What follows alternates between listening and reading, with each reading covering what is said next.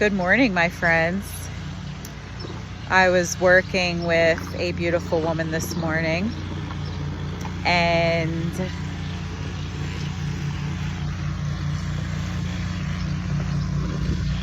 she is going through a tough time, a tough life, honestly, for a very long time. She is a faithful servant to Jesus. She works a servant's job. She's a devout wife, and it just brings me so much discouragement that she is in the predicament she's in. But her faithfulness to Jesus and her diligence with her ministry and her work, it's just so humbling to witness.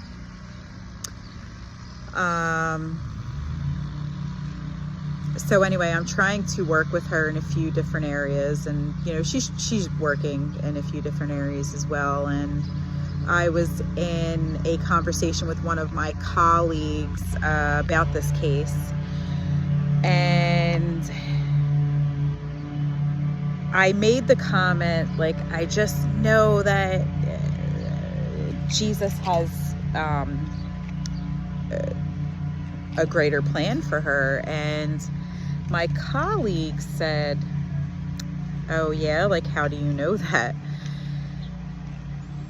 And I came across the scripture this morning in the streams of the desert, and the scripture for today is like all about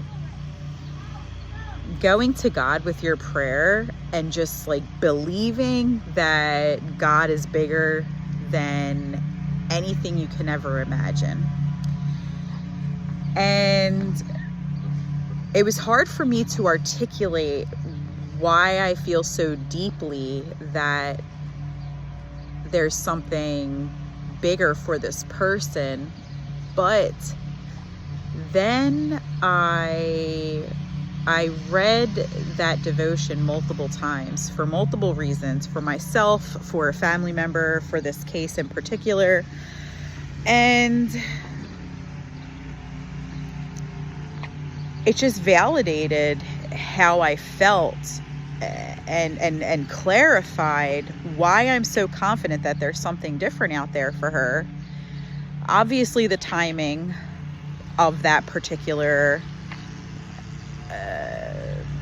scripture and devotion with that particular case,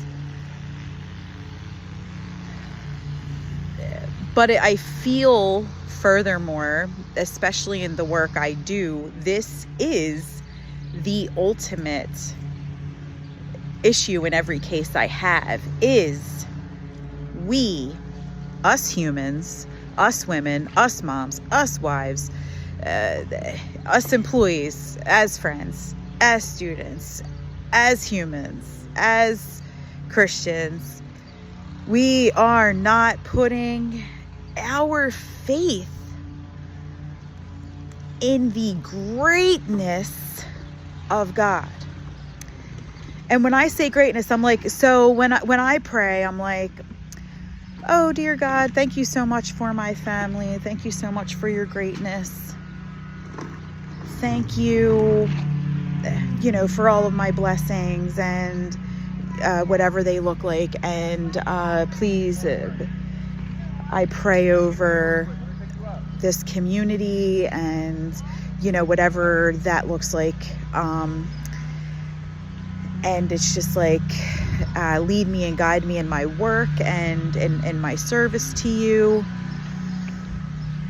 I just can't help but to believe a little bit. Love you. Be safe. Have a good day. That I'm not asking for more directly. And I have all of the faith that that God is working behind the scenes in the more, right? I'm completely blind and oblivious to what they are most of the time. all the time.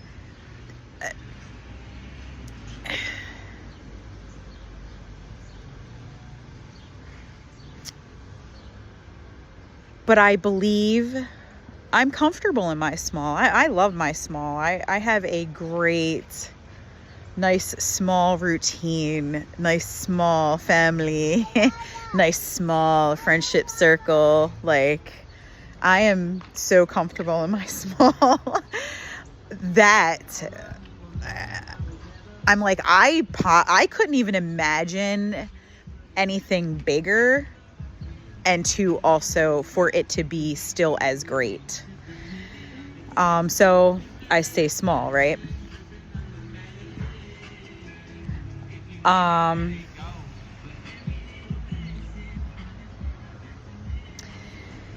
So anyway, that song got me. So my case in this job, she's been working the same job for many, many, many, many years. She is wonderful and great at it. And it would really stink for that community to lose her, honestly. But if she's stressed, she's burnt out, and she still can't pay her bills, then it's time for her to go. But all she sees is this industry and this job because that's what she knows and what she's good at. But I'm like, no, God has something bigger for you, and we need to ask and we need to find out today, yesterday, tomorrow, all day, every day. Like, we need to figure this out because this job is dead, right? My colleague has a vision for a ministry, and ministries with her vision typically look a certain way. And she's like, ooh, but do I have to do it this way? Because that's what it looks like for everybody else. No. God made you and your family and your life story a very specific way to fuel your very specific ministry. So no, it doesn't have to look that way that everybody else's looks like. You get to do it your way, the way God perfectly designed you and your ministry and your heart for that ministry, your vision for that ministry. That's all yours. It's nobody else's. And that's why yours is going to be different.